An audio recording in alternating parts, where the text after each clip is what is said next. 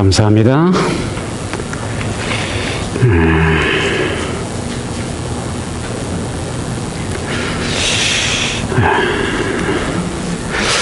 여러분 환영합니다. 조난 시리즈요. 하나님께서 여러분에게 말씀을 통하여 은혜를 주시길 간절히 기원합니다. 기대가 됩니까? 하나님께서 또 무슨 말씀을 베푸실지 기대가 됩니까? 항상 하나님께서 말씀을 베푸셔야지 저희가 듣지요. 저 상당히 부담스럽습니다. 하나님께서 함께 하시기를 간절히 바랍니다. 오늘 제목은요, 제발 한 번만 더라고 하는 제목인데요. 이 제발 한 번만 더라고 하는 내용은 사실은 누가복음 13장에서 나온 이야기입니다. 오늘은 이사야 5장을 하지만 제목은 누가복음 13장에서 나온 이야기인데요. 제가 가면서 전개를 하겠습니다.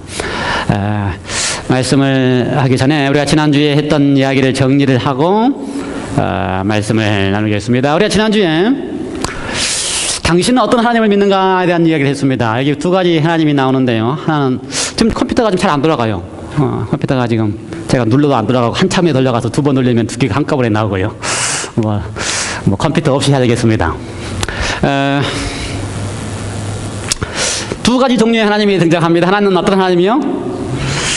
요한복음 17장 3절에서 이야기하는 영생은 그 유일하신 어떤 하나님? 참 하나님과 그의 보내신 자 아들 예수 그리스도를 믿는 자에게 영생이 있다 그랬는데 참 하나님이라는 말가 나오고, 또 하나는 하나님 같은 어떤 하나님이요? 하느님. 하느님. 옥황상제 같은 하나님이 등장합니다. 참 하나님과 옥황상제와 같은 하늘에 있는 하느님이 등장합니다. 자, 제가 몇 가지 이야기를 할 때에 어디에 속했는지 여러분이 선택하시기 바랍니다.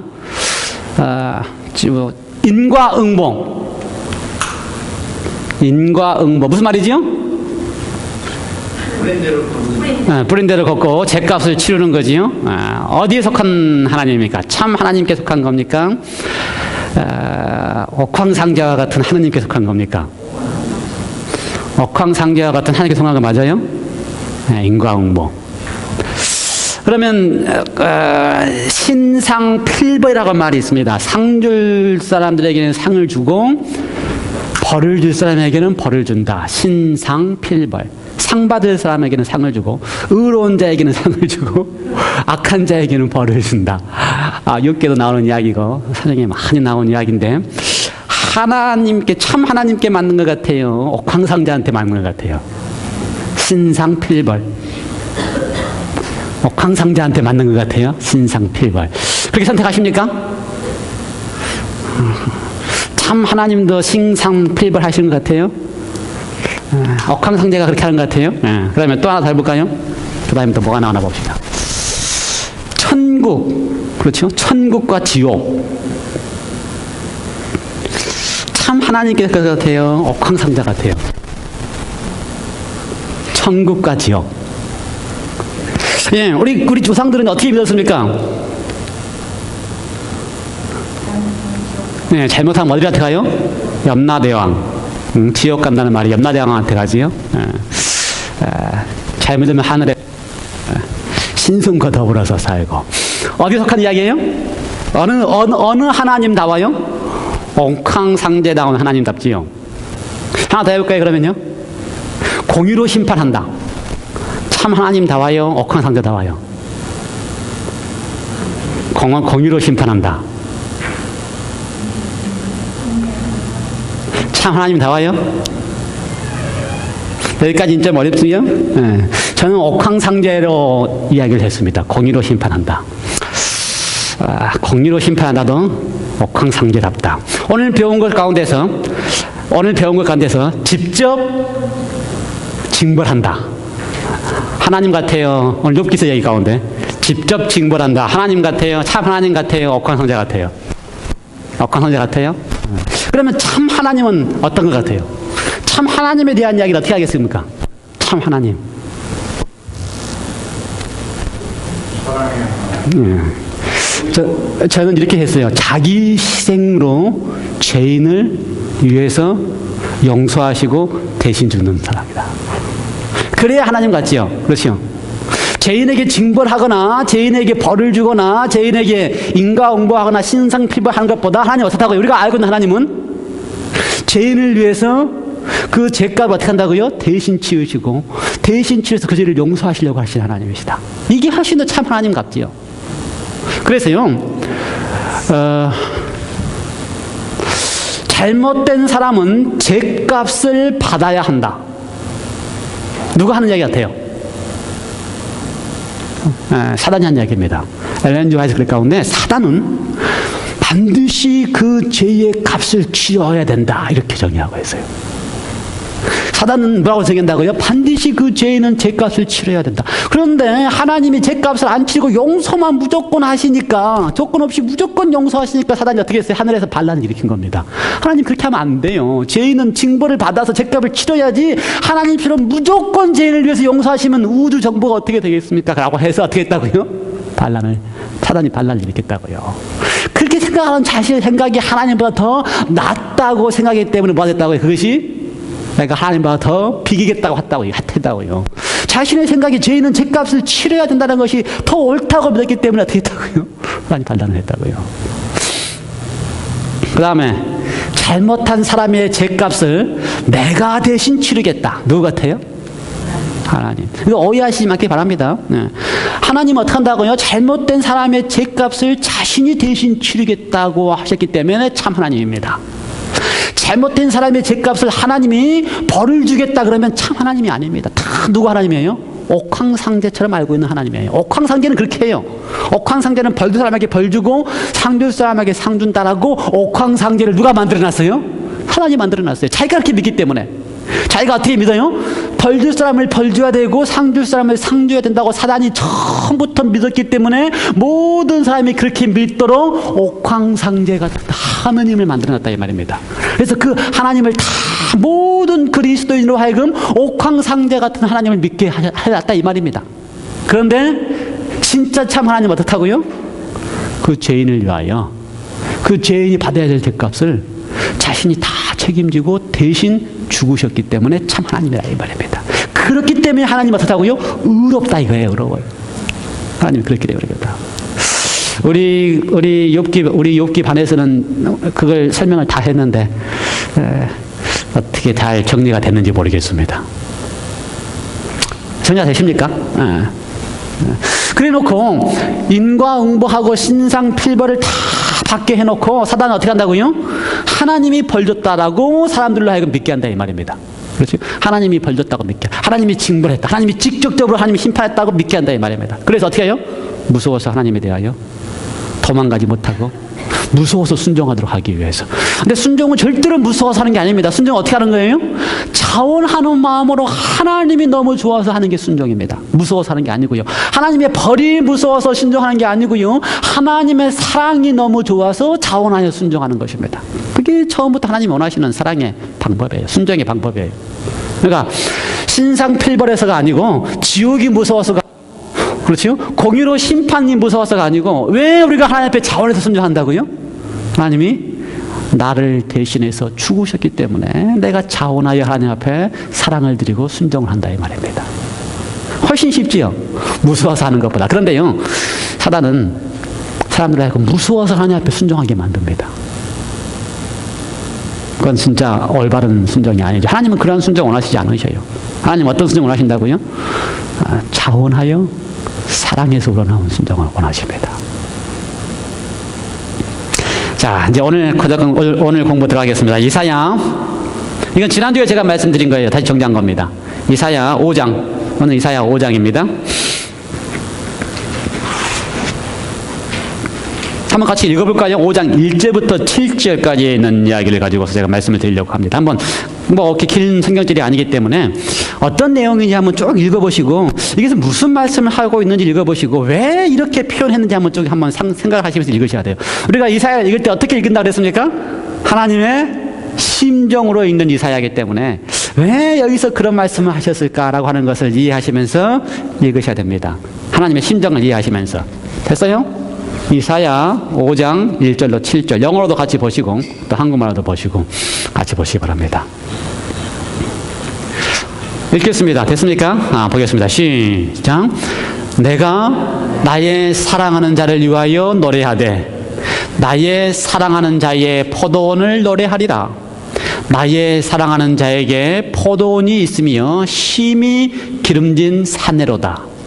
땅을 파서 돌을 제하고 극상품 포도나무를 심었었도다. 그 중에 망대를 세웠고 그 안에 술틀을 팠었도다. 좋은 포도 맺기를 바랐더니 들포도를 맺혔도다. 예루살렘 거민과 유다 사람들아 구하노니 이제 나와 내 포도원 사이에 판단하라. 내가 내 포도원을 위하여 행한 것 외에 무엇을 더 할 것이 있었으랴. 내가 좋은 포도 맺기를 기다렸거늘 들포도를 맺히면 어쩌민고. 이제 내가 내 포도원에 어떻게 할 것을 너희에게 이르리라. 내가 그 울타리를 걷어 먹힘을 당케 하며 그 담을 헐어 짓밟히게 할 것이요.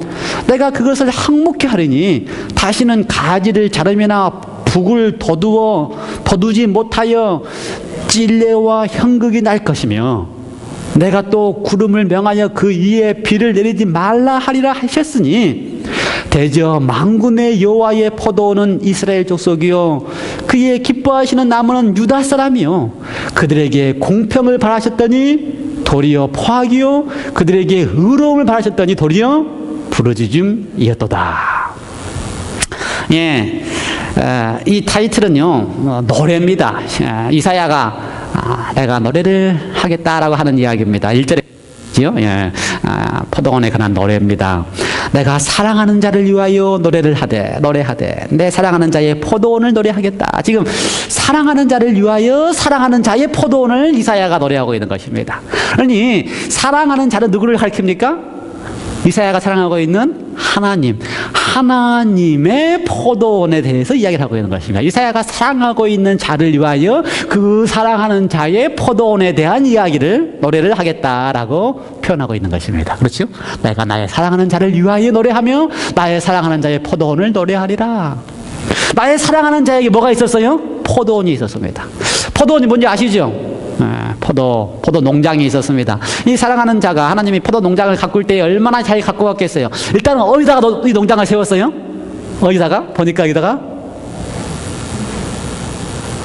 기름진 산에다가. 여러분 농사 지을 때 일단 땅을 봅니다. 땅이 좋은 땅인지 안 땅인지. 그렇죠? 포도 농장 할 때도 이 땅에 포도가 잘 될 건지. 그래서 이 주인이 어디다 심었다고요? 기름진 산에다가 포도 농장을 했습니다. 그 다음에 얼마나 잘 갖고 왔습니까? 땅을 파고 돌을 다 제거하고 거름을 주고 거기다가 어떤 포도를 심었어요?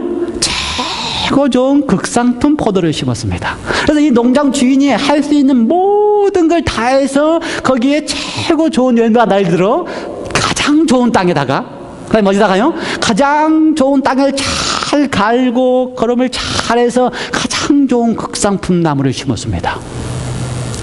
그리고 망대는 것은 뭡니까? 그 다음에 술틀, 망대라고 하는 것은요 잘 지킬 수 있도록 하고요. 그 다음에 겉에다가 이렇게 울타리를 잘 치고요. 그 다음에 거기다가 또 그 열매를 따면은 거기다가 극상품 포도주를 만들 수 있는 틀도 다 만들고요. 완벽한 준비를 해놨습니다. 이제 뭐만 열리면 돼요?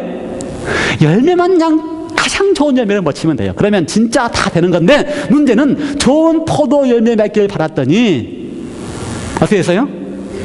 들포도를 맺었도다. 이게 웬일입니까? 다 준비해놓고 좋은 포도를 맺기를 바랬더니 뭘 맺었다고요? 들포도를 맺었다. 이게 결론입니다. 결론은 뭡니까? 대저 만군의 여호와의 포도원은 이스라엘 족속이요 그의 기뻐하시는 나무는 유다 사람이라. 지금 하나님께서 지금 누구에 대한 이야기를 하고 있는 것입니까? 하나님께서 지금 포도원을 잘 가꾸기 위해서 준비를 다 해가지고 극상품 포도를 나무를 심었는데 이 극상품 포도나무가 누구라고요? 유대 족속이요 이스라엘 백성이다. 이 극상품 포도나무가 오늘날로 따지면 누구라고요? 누구 같아요? 다른 사람 같아요? 나는 아니고? 누구 같아요? 나입니다, 나. 다른 사람 얘기하지 마세요. 나는 열매, 극상품 열매 잘 맺었다고 말씀하지 마시고 지금 무슨 얘기 하고 있는 거라고요? 예, 이스라엘 백성만 지금 열매 안 맺고 있는 게 아니고 지금 오늘날 하나님께서 하나님의 백성이 교회에 있는 여러분과 저를 보면서 그렇게 잘 갖고 와서 국산품 포도나무를 심었는데 맺힌 건 뭐라고요? 들포도를 맺히고 있다라고 얘기를 하고 있는 것입니다. 여러분, 들포도 맺히고 있어요? 극상품 포도 맺히고 있어요? 극상품 포도 맺히고 있는 것 같아요? 그러신 분이 있으면 괜찮아요. 그것도 좋은 이야기예요. 다행이에요. 감사해요. 네. 근데 나는 아직, 내가 보기에 나는 아직 내 열매가 극상품 포도나무가 아니고 조금 이렇게 좀 시들고 시고 맛없는 포도 같다라고 자신의 열매를 생각하면 지금 하나님께서 왜 우리에게 이 말씀하시는지 잘 들으시면 돼요. 이해가 되십니까, 지금? 네. 그러니까 여러분 중에서 극상품 포도 열매를 맺었으면 감사한 일입니다. 하나님의 은혜예요. 하나님의 은혜예요. 네. 그런데 여기 보니까 그들에게 공평을 바라고 의로를 바랐다. 공평한 게 뭡니까? 공의를 이야기하는 겁니다. 다른 말로 하면 공의. 그러니까 하나님의 백성들이 정말 공의로웠으면 좋겠는데 그렇지 않았고, 하나님의 백성님이 의라고 하는 것을 했으면 좋겠는데 의롭지 못했다. 이렇게 얘기해요. 공평하지 공의롭지 못하고 포악하며. 그래서 하나님께서 뭐라고 그랬어요? 4절에 그렇다면 내가 포도원을 위해서 행한 것보다 뭘 더 할 수 있겠느냐? 왜요? 하나님이 하신 만큼 다 하셨어요? 예, 포도 열매 맞게 극상품 포도 열매 맺을 수 있을 만큼 하실 일을 다 하셨습니다. 그런데 안 맺혔어요. 그러니 지금 내가 뭘 더 할 수 있겠느냐? 포도 열매 맺기를 기다렸거늘 들포도를 맺힘이 어찌민고.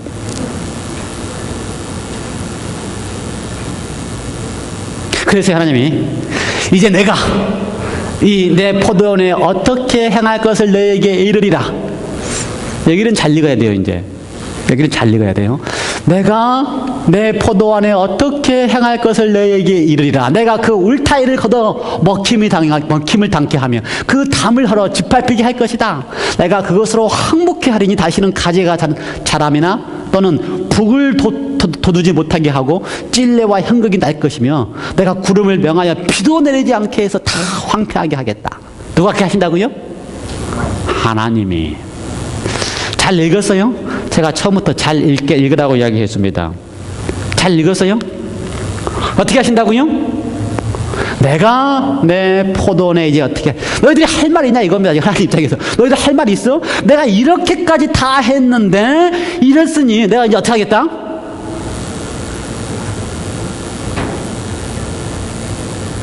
황폐하게 하고 비도 안 내리게 하고 담도 헐어버리고 포도송이는 다 헐어버리겠다.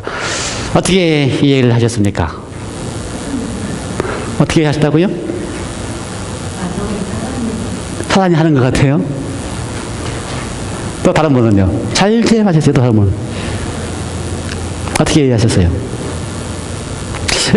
일단 내가 이렇게 하시겠다 하고는 이게 단도 헐어버리고 황무케 하고 복도 덮지 않고 찔려가 향거하고 비도 안 내려서 내가 다 황폐케 하겠다.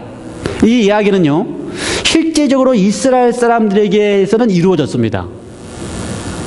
그렇죠? 실제적으로 하나님의 포도원이 잘 갖고 온 예루살렘과 하나님의 포도원이 누구에 의해서요? 아시리아에 의해서, 바벨론에 의해서 황폐케 됐습니다. 황폐케 됐어요, 실제적으로. 그런데 하나님이 내가 행하겠다라고 했을 때에 이것이 하나님이 직접 진짜 바벨론을 보내가지고 이제 너희들이 악하기 때문에 내가 다 황폐케 했다라고 한 이야기예요? 그렇게 읽으면 어떤 하나님이라고요? 옥황상제 하나님이에요. 그렇죠? 그렇게 읽으면. 무슨 아시겠어요?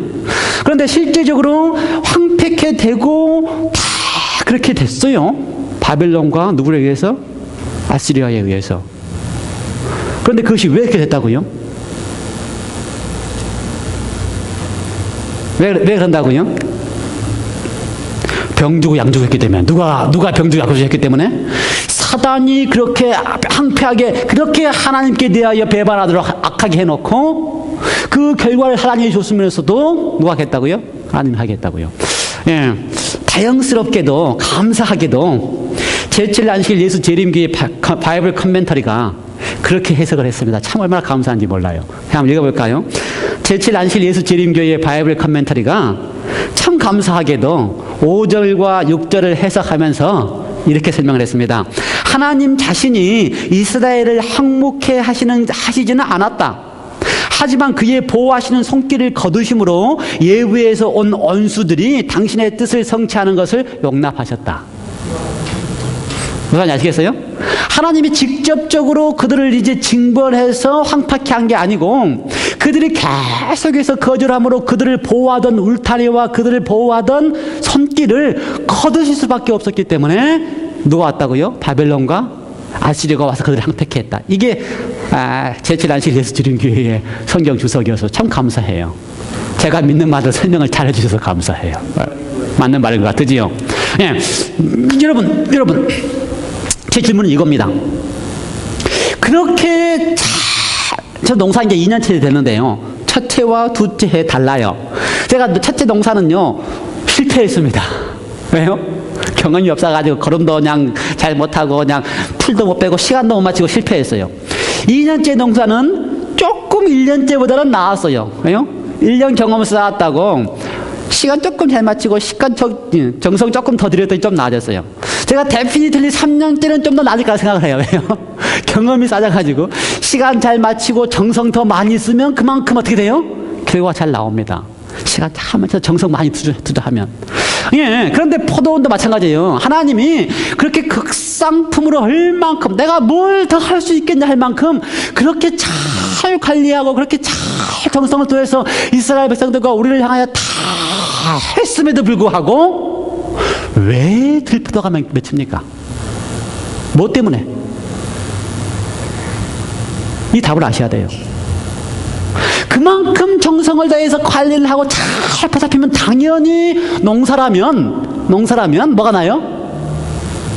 좋은 극상 포도나무 열립니다. 그런데 왜 사람들에게는 그렇게 더 이상 뭘 하겠냐 할 만큼 잘 하나님께서 관리하고 사람들을 했음에도 불구하고 들포도가 납니까? 뭐 때문에 그래요? 뭐 때문에 그래요? 예. 더 들어가면 근본적으로 뭐 때문에 그래요? 죄 때문에. 제가 하고 싶은 이야기는요, 사단 때문에 죄 때문에 많지만 선택의 자유 때문에 그렇습니다. 뭐 때문에 그렇다고요? 선택의 자유 때문에. 하나님이 아무리 최선을 다해서 해도 그 사람이 하나님의 받은 바 은혜에 대해서 선택하지 않으면 하나님 어쩔 수가 없는 선택의 자유 때문에 그렇습니다. 이해가 되십니까? 하나님이 하나님다우시기 때문에 모든 피조물들에게 선택의 자유를 주셨고요. 사단이 사람에게 하나님의 사랑으로 인하여 주신 선택의 자유를 사람들이 사단이 요구하는 대로 선택하기 때문에 뭐가 내린다고요? 들포도가 내립니다. 그러니 사단 때문에라고 블레임할 게 아니고 나에게 주신 하나님의 선택의 자유를 그렇게 하나님이 하셨음에도 불구하고 내가 사단 쪽을 선택했기 때문이라고 하는 것이 옳아요. 아멘. 이해가 되세요? 네? 이해가 되세요? 네. 농사라면 당연히 그렇게 정성을 쏘면 열매가 맺는데 왜 사람이라면 안 된다고요? 하나님이 그렇게 정성을 쏟아도 왜 사람이 안 한다고요? 당신들에게 주어져 있는 선택의 자유 때문에 그렇다 이 말입니다. 이 포도원에 대한 이야기가 성경 전체에 제가 지난번에는 뭐 이야기했어요? 이제 와서 이 얘기 좀 해보다가 성경 전체의 주제라 그랬지요. 근데 이 포도원에 대한 이야기가 사실은 성경은요 스토리입니다. 스토리. 근데 이 포도원 이야기가 성경 전체의 스토리입니다. 이 포도원의 이야기가. 자, 창세기 1장, 2장, 3장 가볼까요? 이 포도원 이야기하고 똑같아요. 창세기 1장이나 3장 가면요. 이 포도원, 지금 이사야 5장의 포도원 이야기하고 똑같습니다. 왜 똑같아요? 창세기 1장, 2장. 하나님이 얼마나 아름답게 포도원을 갖고 계셨습니까? 어떤 포도원은요? 에덴 동산을. 하나님이 보시기도 좋았다. 그렇게 아름답게 포도원을 갖고 왔어요. 그리고 거기다 뭘 심었어요? 극상품 포도원. 하나님을 딱 닮은 아담과 하와. 이 정도면 극상품 아니에요? 거기다 두셨어요. 그랬는데 극상품 열매를 맺지 않고 뭘 맞았어요? 네, 죄된 하나님께 대하여. 왜요? 뭐 때문에 그랬었고요? 선택의 자유 때문에. 아담과 하와가 어떻게 선택했어요? 그렇게 해주신 하나님에 대한 사랑을 선택하지 않고 뭘 선택했다고요? 사단이 이야기해서 하나님을 오해하게 하는 것을 선택했기 때문에 뭘 맺었다고요? 들포도를 맺은 인생이 됐다 이 말입니다. 그렇지, 똑같은 스토리죠. 똑같은 스토리. 아까 우리 노아 이야기도 했지만, 노아 홍수 이야기도 아까 욥기에 나왔지만, 다시 한번 해볼까요? 하나님이요, 이 세상이 죄악을 가득 차기 때문에 멸망시키기 위해서 노아를 불렀다고 이야기하지만 사실은요, 이 세상을 구원하기 위해서 노아를 불렀습니다. 그렇죠? 배 다 만들어 놓고, 그냥 잘 만들어 놓고, 어떻게? 물에 안 빠지게 잘 만들어 놓고, 들어오라고 얼마나 많이 호소를 했어요. 어떻게 하기 위해서? 구원하기 위해서. 그런데 왜 안 들어와요? 선택의 자유 때문에. 선택의 자유 때문에.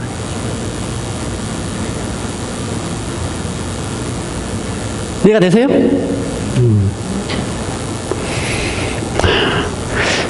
똑같은 이야기가 이스라엘 백성들을 출애굽시킨 다음에 또 등장합니다. 똑같은 이야기가.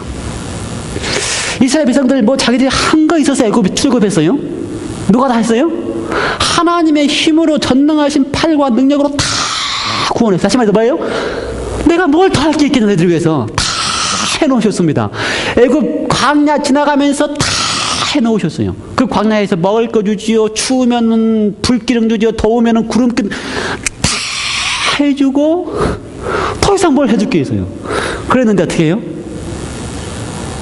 이스라엘 백성들이 하나님을 선택하지 아니하고 어떻게 해요? 이게 바이블 스토리입니다. 바이블 스토리.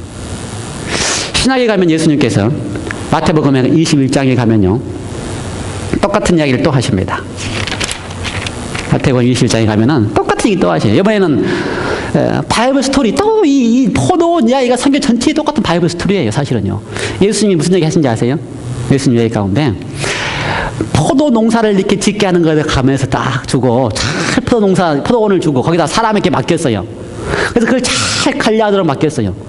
그런데 이 관리하는 사람들이 포도 열매 맺으면은 이 주인한테 안 보내고, 그러니까 6대 4든지 4대 4든지 나누면 주인한테 보내는데 그걸 안 보내고 자기들이 다 한 겁니다. 아무리 보내도 안 돼요. 그래서 이번에는 누구를 보냈어요? 아들을 보냈습니다. 아들을. 그런데 이 농사꾼들이 아들만 죽이면 어떻게 한다? 아들만 죽이면 우리가 이거 다 우리 차지다. 그래서 어떻게 해서 이번에는 주인의 아들까지도 죽였습니다. 그리고 하나님이 물어요. 어떻게 하면 좋겠냐? 이런 사람들을, 이런 농사, 이런 주인. 그랬더니 어떻게 해요? 이런 사람들은 싹 쓸어야 된다고 유대인들이 이야기를 합니다. 자기 죽는 중. 이런 사람, 이런 노동자 같으면 다 없애야죠. 그 이야기가 똑같은 이야기입니다. 그 다음에 누가복음 13장에 가면은 똑같은 이야기로 이번에는 무화과 나무 이야기를 합니다. 무화과 나무에서는요, 무화과 나무 주인이, 이 포도원 주인이 잘 포도를 관리하다가 그 가운데 무화과 나무도 심었어요. 그런데 3년이 지나도 열매가 안 맺는 것입니다. 3년이 지나도 열매가 없어요. 그래서 예수님이 물었습니다. 이 나무를 어떻게 하면 좋겠느냐? 그때 뭐라 그래요? 한 해만 더 좀 봐주세요. 이제 한 번만 더 기회를 달라. 제가 나온 제목이 거기서 나온 겁니다. 이제 한 번만 더. 여러분, 하나님께서 우리를 위하여 하시는 일, 모든 일을 다 하시면서 열매가 좀 맺기를 바라고 있는데 우리의 선택으로 열매를 안 맺으니까 뭐라고 표현한다고요? 이제 한 번만 더 기회를 주십시오. 그때 뭐라 그래요, 예수님이? 안 된다 그럴까요? 한 번만 더 기회를 주시는데 예수님이 잘 아셔요. 뭘 아십니까? 그렇게 해도 안 된다는 것을 잘 아시기 때문에 이번에는 한 번만 더 기회를 주시면서 이런 스토리로 설명을 했습니다. 그게 요한복음 15장에 나오는 스토리입니다. 똑같은 포도나무 이야기예요. 포도나무 이야기. 그러니까 예수님이 하나님이 보시니까 아무리 극상품 포도나무를 잘 해놓고 북상품 포도나무를 심게 해도 선택의 자유 때문에 안 되는 거 보면서 참 가슴이 아프고요. 노아처럼 아무리 방주를 다 하게 해도 안 되는 거 보면서 가슴 아프고요. 이스라엘에서는 그렇게 다 해줘도 안 되는 거 보고요. 심지어 하나님이 이 땅에 아들로서 오셔서 포도를 갖고 오려고 해도 안 되는 걸 아시기 때문에 마지막으로 한 번만 더 기회를 주시기 위해서 하신 방법이 직접 당신이 포도나무가 되신 것입니다. 그래서 요한복음 15장에서 뭐라 그래요? 내가 포도나무요, 너희는 가지니. 방법이 그거밖에 없다는, 하나님이 아무리 보셔도 한 번만 더 기회를 줘봤다 또 선택을 못할 것 같은데 어떻게 할까? 어떻게 할까? 그래서 야, 너희가 포도나무가 아니고 내가 포도나무다. 이러면 하나님 당신 자신이 포도나무 되어주시면 어떻게 할 수 있어요? 이제는 나 열매 맺을 것 같아요? 내가 극상품 포도나무면 안 될 것 같은데 하나님이 포도나무면 열매 맺을 것 같아요. 그러면서 뭐라 그래요? 내 곁에 붙어있게만 해다오. 어떻게 해요? 여러분 그걸 선택할 수 있겠어요? 내 곁에 붙어있기만 해다오. 이번 한 번만 더 제발 우리에게 기회를 주십시오라고 하면서, 아니 하나님이 더 기회를 주고 싶은데 내가 포도나무야, 내 곁에 붙어있기만 하면 열매를 맺을 수 있어. 여러분 그렇습니다. 한 번만 더 우리에게 기회를 달라고 하나님 앞에 호소하시면서 주님 앞에 붙어 있기만 하면 열매를 맺을 수 있습니다. 그건 하실 수 있겠지요? 주님한테 붙어 있는 거는 하실 수 있겠지요? 포도나무 옆에 붙어 있는 거는 하실 수 있겠지요? 그러면 뭐가 되는지 아세요?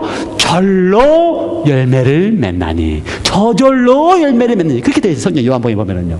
여러분이 맺는 게 아닙니다, 여러분. 여러분이 노력해서 맺는 게 아니에요. 어떻게 한다고요? 저절로 열매를 맺나니. 어떻게 하면요? 포도나무에 붙어 있으면, 예수님께 붙어 있으면 저절로 열매를 맺나니. 감사하시기 바랍니다.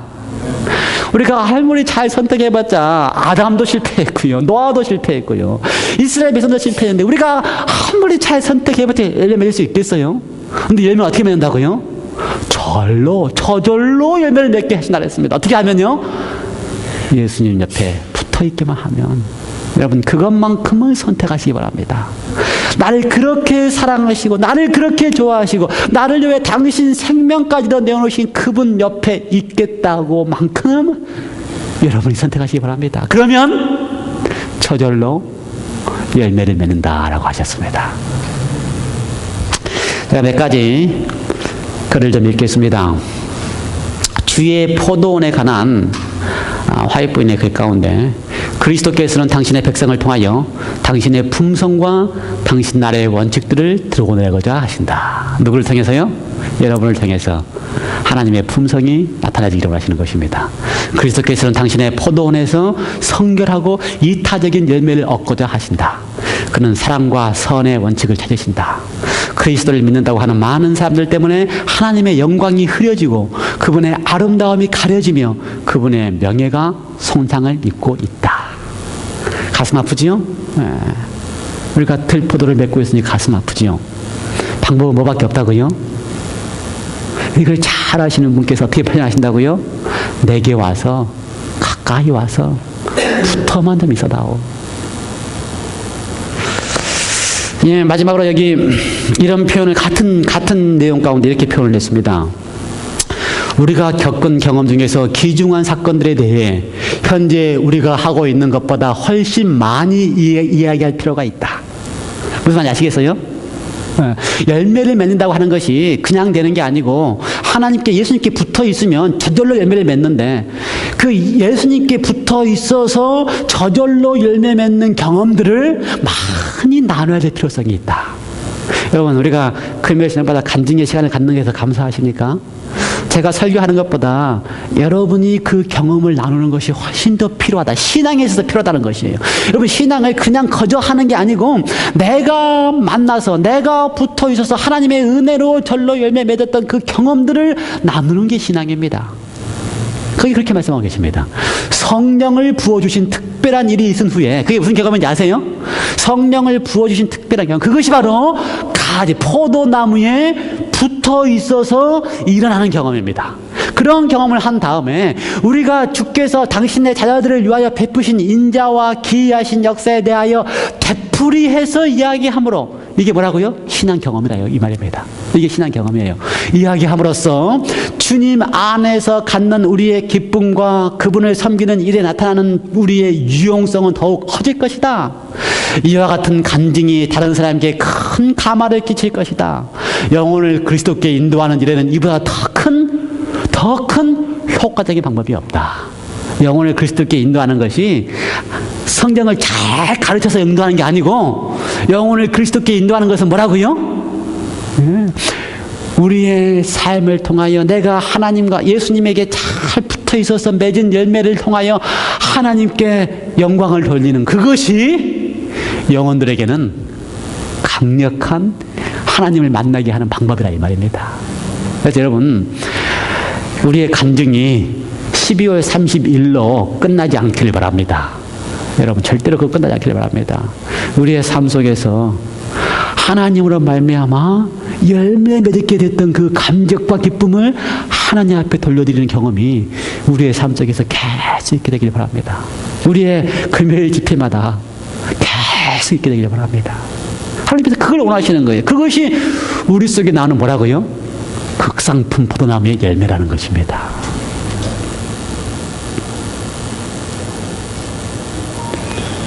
말씀 마칠까요? 네, 기도하십시다. 하나님 아버지, 우리를 위하여 당신께서 하실 수 있는 모든 일을 해주시니 감사합니다.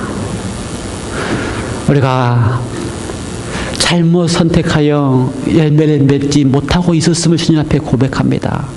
그래서 이제 주님께서 친히 오셔서 우리를 위해 죽으신 다음에 당신이 포도나무라고 말씀하시며 붙어있기만 해달라고 마지막 할 수 있는 친히 포도나무가 되어주셔서 우리로 하여금 붙어있기만 해달라고 호소해 주시니 감사합니다. 이제 한 번만 더 우리를 위하여 기회를 주셨사오니 감사합니다.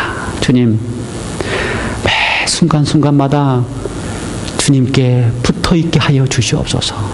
떨어지면 죽습니다. 붙어있기만 하면 저절로 열매를 맺습니다. 우리의 삶 속에서 주님과 붙어있음으로 저절로 열매 맺으시는 하나님의 능력과 감동과 감사가 우리의 입술에 간직이 되게 해주시고, 우리의 모습 속에서 하나님의 품성의 모습이 나타나짐으로 정말 많은 영혼들이 하나님을 발견하는 그리스도인들이 되게 하여 주시옵소서. 감사하오며 예수님의 이름으로 기도드리옵나이다. 아멘.